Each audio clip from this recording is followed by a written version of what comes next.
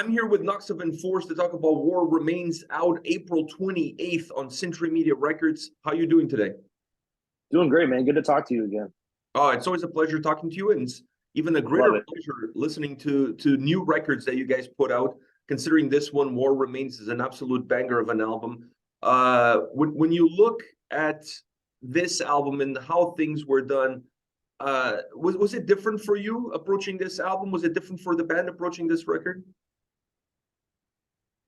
Yeah, in the sense that it was a lot more structured. Like writing the songs, it wasn't kind of over a long period of time. And it was just like, okay, we're gonna write every Thursday until it's done. And wrote a few riffs, I think, on the road because we toured so much last year. Um, and yeah, when we got in the studio, we pretty much it was all done, like written wise. So we just kind of went in, banged it out, and didn't wasn't really picky on certain sounds or takes or anything. If it was a good take, we kept it. Uh, we didn't use any click tracks or metronomes or BPMs or anything like that for the drums. So we just let Alex. We just released him to go as fast as he wanted and as fast as fuck. Is this album the definition of less is more? I think so. I would agree with that. I mean, I think when we put out Kill Grid, and I remember, I think I told you about it the last time we talked, that in my head at the time, I was like, oh, there's like no fat on this thing. It's just so slimmed down. And now looking back on it, it's like, yo, that thing's bloated as hell. So we were just like, we're not doing any of that. It was such a waste of time and just added so much more pressure on us, on putting more pressure on ourselves to try and achieve something that if we didn't do all that, it would have been better. So this is kind of just like a honed in missile to what we are as a band. Like this is our defining album, I think. But did you see that fat on the record before you guys even started recording this one, or recording this one is what made you realize that no, we saw on that album? We saw it like after you sit with it for a while and you're playing it, every now I think I listen to it maybe like once a month just to kind of I mean I play it all the time literally. But I listen back to it a few times. I'm just like, no, this doesn't need to be here, that doesn't need to be there, that could have been shorter, like just really going through it and just being like, I mean, I'm proud of that record for sure, but if I had to pick one, I'd pick War Remains, like no question. Yeah, I think it's built more, like I mentioned on my review, it's built more like a set list. It's built more like straightforward Yes, to the point. And I think for you guys, for a band that has that kind of aggression and intensity that you guys have, you don't need any fat whatsoever. You just need no, the meat. yeah, and you're thank you for the review, by the way, because we I think Will put it in our chat, in the band chat. He was like, "This fucking guy gets it," and I was like, I clicked the link and I was like, "Oh, it's Pedro. Yeah, of course he gets it. Like, that dude rules." And I was like, oh, I get to actually talk to him on Monday. He was like, "That sucks." Yeah, Like, you guys released it, and I'm not downplaying the previous album because it was a great no, record. I love the record, but when I pressed play on this one, I was like, all right, I see what they're doing, and they get it. Like you guys yeah, get who you are as a band and what the fans want, and this album just delivers across all those parameters. and I think that just comes with maturity. I mean, we Kilgrid kind of got our foot in the door to start, touring on bigger tours and reaching a bigger audience. And now that we have it, like now we know ourselves better, we know the fans better. We are better musicians. I know I'm a better vocalist, and it's just like it just all the stars aligned, all the gears were locked into place. Like it's a perfect snapshot of what we always wanted to achieve, but like where we're at as of right now. So how much of this evolution, how much of this change came from playing a lot of live shows and seeing what works live and what doesn't work live, and how much comes from now having more experience going into the studio and also understanding from that point of view what works best for you guys? Loud, fast rules, man. I mean, it's there's not much to it. It's just like keep it short, keep it sweet, keep it simple, keep it fast. Like that aggression and that punch needs to be there. Especially live.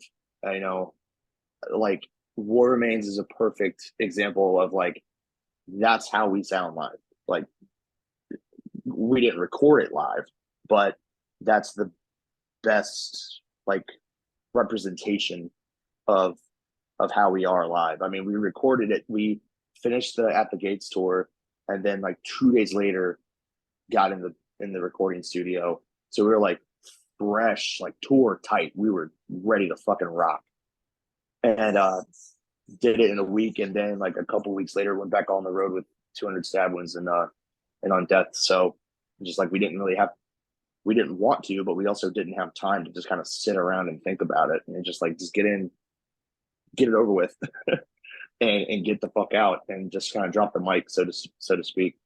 And that kind of translates to how we perform. So they're kind of interlinked. Before I ask you about your vocals, I want to ask you about the guitar sound, because one of the things that I thought was really cool that you guys did on this album is that the guitar sound throughout the song stays very uniform in terms of the output. The density of the sound, the thickness of the sound stays very consistent. But then you have the solos kind of break through that and becoming a little bit more bright, a little bit more thinner with a different production behind it. What was the idea to have the solos come across in that way, so different from the rest of the guitar sound? The guitars, I believe, if I remember correctly, I think the guitars were recorded with an Orville, which I think is a Korean or Japanese style Gibson almost, but it's not. It's close, but there's differences. And I think it also just a regular Gibson Les Paul for the rhythm. And then for the solos, I think Zach and Will use the guitars that they actually use live to perform. So those were, I think, a Jackson and a BC Rich and a Jackson. Yeah. And those have completely different tones, as you said. The solos are a lot brighter and thinner, and they kind of cut through the thick brick of the rhythm guitars. It's really cool though. I really like the effect that it gives to the record.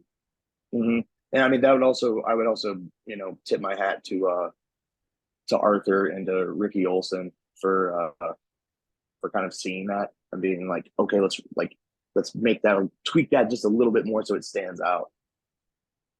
When it came to your vocals, I know the vision that you guys had for this album. I know the intensity that you guys brought, but did you have some checklists internally that you wanted to bring into the forefront with this record, or once again, it was just more about the aggression and intensity vocally?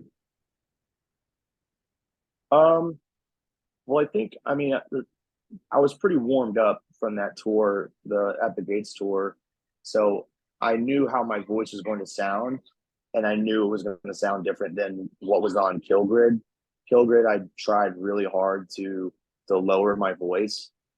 And now I think just naturally it's just lower. Which, I mean, it doesn't sound like At the Walls. It doesn't sound like Kill Grid. War Remains sounds different vocally. But I think it sounds more not unique. What's the word?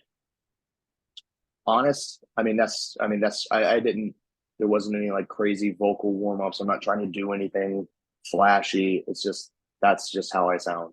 Like, I'm not trying to do any really crazy growls or like long drawn out things. It was all just pretty natural and what was comfortable because I know doing kill grid, like I was like going so hard and so low for my register at the time that I was like blacking out and shit, and I was just like, I'm not doing that. I'm not doing that again. How about I just scream like I scream? Um, and yeah, it was. I think that was a checklist thing. Just be natural. Don't don't be flashy. Um, and I like it was also the first time where I didn't do it in a booth. It was kind of like in the studio's living room almost. They had like this lounge area that's like the living room slash kitchen, and I just did it there while everyone was just kind of sitting around on the couches and like reading or like talking to somebody on the phone. And that was awkward or like new to me of like having people in the room like watching me while I'm screaming my head off and they don't care. So that was the first day was like, that's so strange. But the second time it was, there was people coming and going, I'm doing the vocals. Like I'm going to be yelling. So I don't really care who's here, you know? But yeah, it was just a different experience. It definitely comes across as more of an organic performance from you, almost like you're singing. Organic, that's the word I was looking for. Organic. Yeah, it Thank just you. feels very natural. But because it feels so natural, it blends in perfectly with the sound that you guys created. Like honestly, when I was listening to the album, I felt like I was listening to a jam session from you guys. Like you just press record, let's just jam, and what comes out is kind of what comes out. But that feel is so raw. It adds so much more power and intensity to it. And I felt like your voice definitely carried that as well. You know, you know what you did before, and you knew you didn't want to repeat it. But how much of that not wanting repeated is also a level of comfort that you have now, understanding exactly also what works live for you and how you have to maintain that voice when you're on tour. I do nothing to maintain my voice.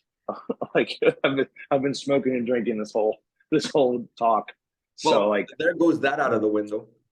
yeah, so there's no like, oh, I'm throat coat recipes or teas or anything like that. I just the whole thing is it's raw and unpolished because it's raw and unpolished. Like I think we're a raw and unpolished band. You know, there's no need to smooth it out or to polish a turd.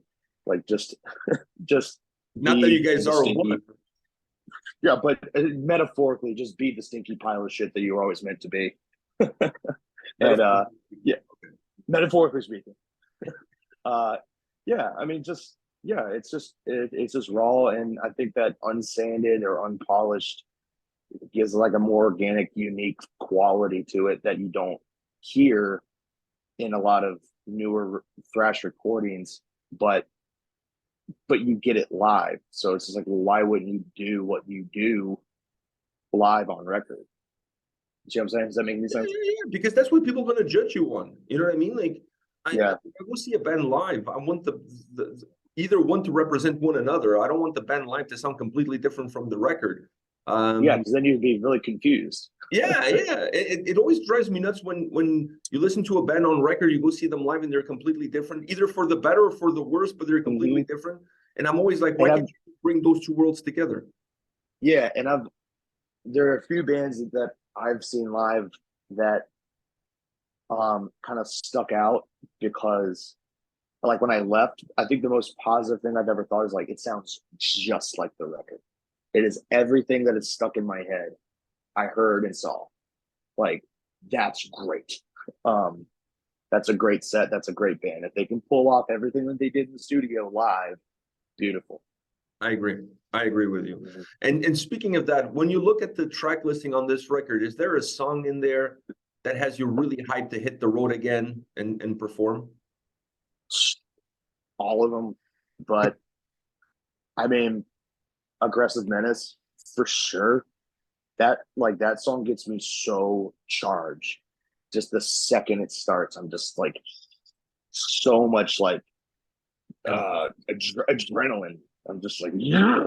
Like so I hope we're working on a set list. We better start with that because that's just the perfect way to start it. And then I think the title track "War Remains" is so much. That's We've killer. already been playing that live. We've been playing that live since August, and just no one knows what we're playing. No one has heard it before. And I'm just like, hey, this is a new song that we're gonna record, and we play it and we get a better reaction to that song than most of our other songs, and they don't even know what they're like, moshing to, Mhm. which is a great feeling. That Hang gets a great reaction. That's a really awesome song to play. I want to play shoot, what is it?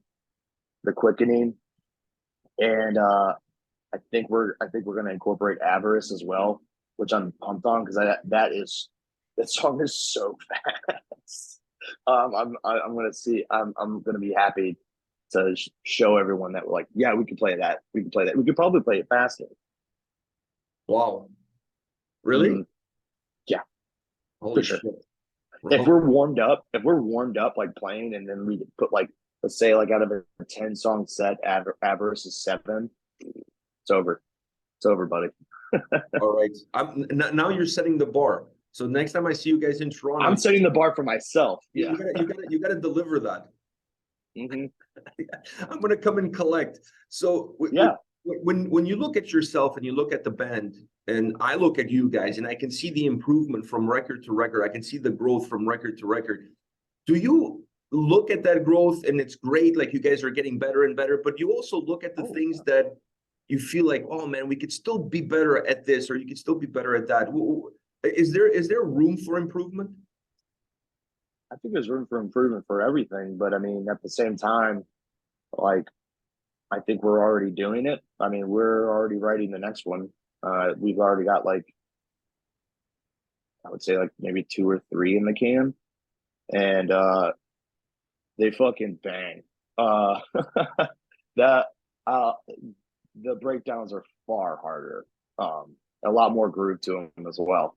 So I think having that kind of balance between speed and groove and bounce uh, would kind of give it the overall album a feel of like, or like maybe having like super soundtracks. Like, I don't think we're like a band that has a hit, but like I don't think we're a hit band. I think we're just a good fucking band. Um, so maybe we write a pop song. Who knows? I don't know. I don't see it happening, but stranger things have happened. I honestly, I don't think when I put one of your records on, I'm not looking for one song. I'm looking for the overall vibe that Mhm. the album gives me from start to finish. I think you guys are that kind of a band that doesn't depend on one song. You just depend on having a whole album that's very On the balanced, album, what it yeah. is from start to Hmm. end. Yeah, I would agree with that. I think I was talking to a friend about it, or just about albums in general, and they were like, "This if it's a 10 song album, if 40% of it is 4 tracks are good, that's a good album. 4 out of 10." And I was like, "Dang, it's true though." Because Yeah, like if you listen to especially a these whole days. album, there it kind of comes and goes, but if it's got 4 or 5 like good tracks, that's a good album. Um, this one, it's just like I think there's 10, 10 good songs. Yeah, and you guys don't have I'm biased. I'm biased, but like no, but I you think guys that's don't like have any. objectively true. There's no interludes, there's no garbage, there's no like added fluff. It's just a great record from start to finish. It's not like you need one song to kind of carry over 2 songs that are not so good, Oh no, no, waiting for no. that other song. You know what I mean? Like the Hmm. whole record is a banger from start to finish. I honestly thought if you guys went 5 minutes more, 6 minutes more, the album Would would have be lost you. terrible because it's just too much. It needs to be short Yeah. in order for you to have the playability to want it to listen to it multiple times in a row. Hmm.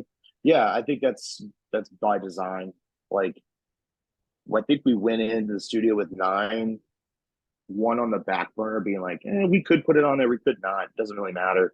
But once we did the 9, we're like, well, if you do that, then like Kill Grid was 9. It's like, well, that kind of lopsides side A or side B. Like, which one's going to be longer track wise? We're just like, let's just do the other one and make it an even 10. And like some of these songs are like like ultraviolence is barely 2 minutes. It was just like, it's not really like it's not really taking up too much land, space. So yeah, just add another one. And I think I agree with you. I think it's just the perfect amount of time, perfect amount of tracks, no more, no less. Like it's just Yeah, chef's kiss. 100%. Every band defines success differently. How do you define success for Enforced? Oh my God, that's a great question. I haven't even had time to think about something like that. Um, Success, I would say appreciation, and um, just the value that you get from interacting with fans is, I think, is really awesome.